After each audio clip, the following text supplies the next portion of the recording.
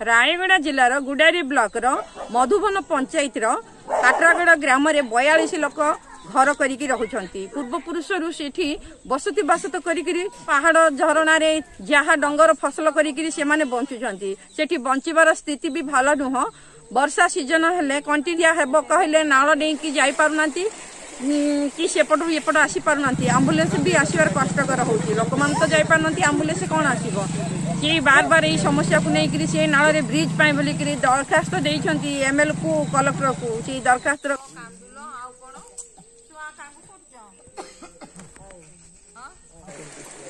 देख माई नाल केमती का पानी केमती का असुविधा मुझे अच्छे पिला मैंने जाई पारुनी स्कूल पाखे और आम ज्वर मंद हेले किचार पारुनी इटार गाड़ी गुड़ा आसब ना एम्बुलेंस गाड़ी आईब ना तापर ऑटो बटो आईब ना केमती का मरब केमती का ना बेसी असुविधा है माँ देखे नालो हेले कौन करिबो एटा बिरजा का दरकार।